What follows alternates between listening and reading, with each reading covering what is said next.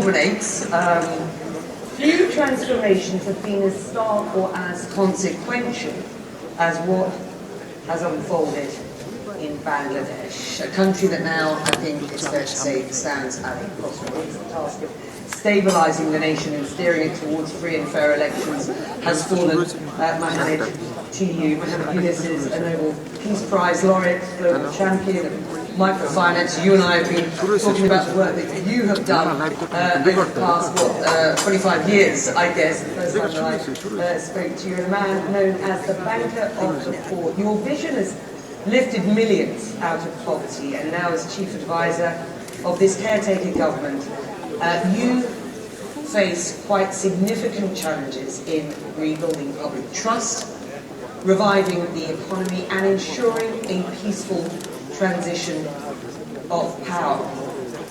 Any regrets in taking on this role? No regret, but it's a big task. I was not ready for that. That's not what I'm looking for. Good to see you back here again. And I was concentrating on my work, as I do, on the issues, microcredit, social business, how to transform the economy completely, overhaul the things. In a way, it changes the perspective of the entire world. So while I was doing this, I was designing the Paris Olympic as a social business Olympic. So that is good for people, it's not just entertainment and so on. And they are very happy to work together to design that. So I was in Paris. I was called back from home that you come back home because this is something happened. You have to take the responsibility. Just something had happened. The students had hit the streets and they had demanded your return. Amazing. Students came out, offered their bodies and said, shoot us as many as you want, but we're not going away. You have to leave the country, you have to leave it to the people who deserve better. And so there's a tremendous outburst against the government. And the students won. The Prime Minister, the previous Prime Minister, she left the country. At that point I was called to come in. That's how I got involved with that. The ousting of former Prime Minister Sheikh Hasina, of course, has happened. And there is a palpable anger among the people over the Hasina regime, particularly after some pretty inflammatory remarks from her. Demonstrators just last week attacking her home, certainly the historic home of her father. How do you mitigate that anger in the short, medium and long term?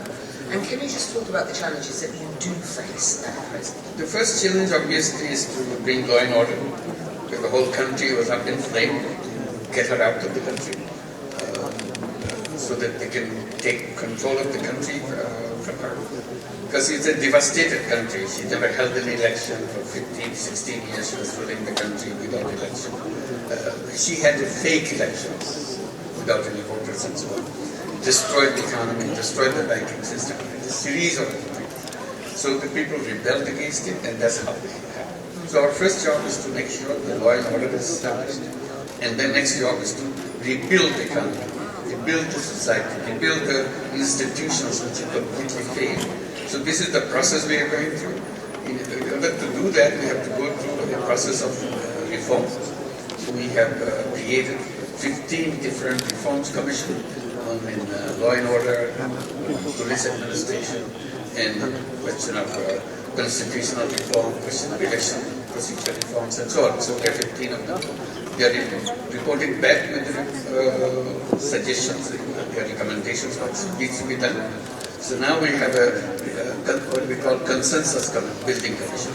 So that we go to the political parties and so on, see which are the recommendations all agree, so that we take that as a charter and then implement that and hold an election.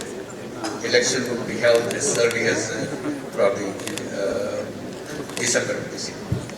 Any intention to continue in a leadership position through those elections and beyond? You were called back for this. You said it wasn't a role that you were looking at.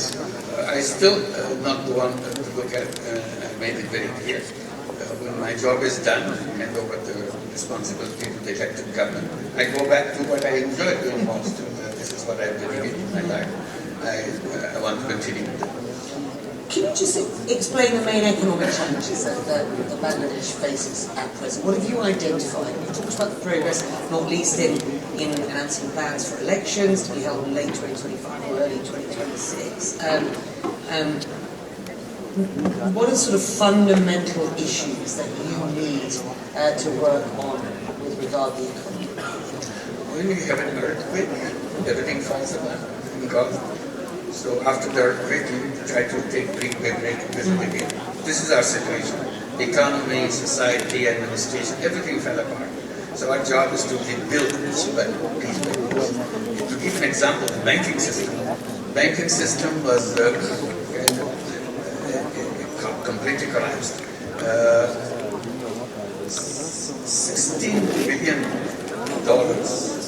were taken away from the banking system. Stolen from the banking system.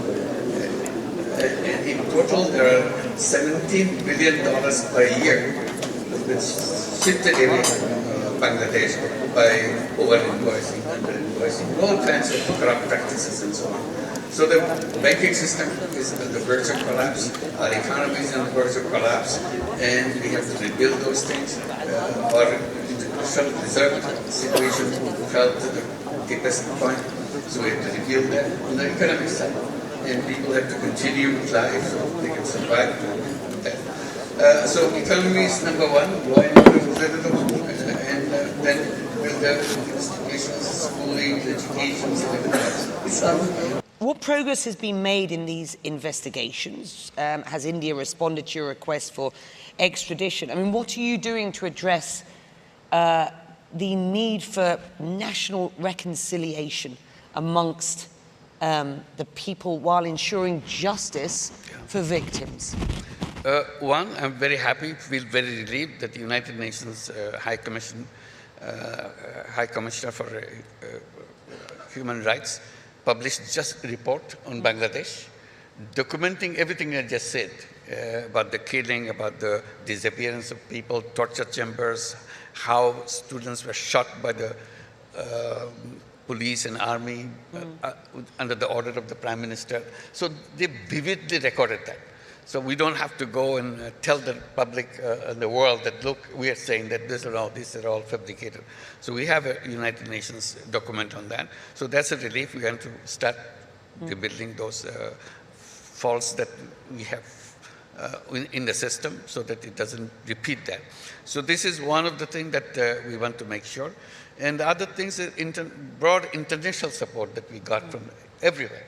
Everybody wanted to support that, to rebuild. We say we want to build a new Bangladesh. The old Bangladesh is completely corrupt. It's a corruption-ridden, billions of dollars taken away. We are trying to get this money back. It's a very complicated procedure. That support, Mohammed, was a lot to do with you being in this caretaker position, it has to be said. I've spoken to enough people around the world who have sort of backed you to try and get this job done. So you know, you should be applauded for the role that you have. In your book, A World of Three They are very Zeros, kind of them. Well, pay attention but to it's my your, appeal to them. And it's the work that you and I have been talking about for years in microfinance, and the work that you've won a Nobel Peace Prize, an economy that serves, or better serves, human needs at present. I am totally convinced it's possible. It's possible because we want it. Each one of us want it. Since we want it, we have to bring it out from us to make it happen. I say we do business to make money. That's understood all over the world, maximization of profit. I said you do that. And then on the side you have the charity. You give away money. I said there's a third way. This was missing. So I wanted to install the third one. I call it social business. Business to solve human problems without any intention of making money. If you can give away money, I said, why don't you just invest? Make it as a business. Business to solve the problem, like healthcare problem. Healthcare problem can be done in a way, sustainable way, so that you are not doing this health business to make money, but to solve the problem of the people. I raised this question in Corona time, saying all the vaccines that are coming out, this should be done in pharmaceutical companies as a social business, so that you cover your cost, but people get it cheap. So if you want to maximize your profit even on the vaccine, then your attention is very different. You make billions of dollars, but many people die on the way. This is altruistic. Is it also slightly naive? It's not naive. People say, will people be interested in that? I said, of course they will be interested. And how come? I said, yes, making money may be happiness. Making other people happy is a super happiness. You do it, you feel happy. This happiness that is matters. It's not about something else. So I said, there's plenty of technology in the world, plenty of creative ideas in the world, but we're not using it for solving the problems of the people. All kinds of problems people suffer. So why don't you create businesses like I mentioned, healthcare, education, technology, and many other things. Are you baking that into your economic vision finally for Bangladesh and new Bangladesh going forward? Gradually trying to set it up in the education system. So that in the education system we're trying to encourage young people. First decide what you want to be. Then you learn in this.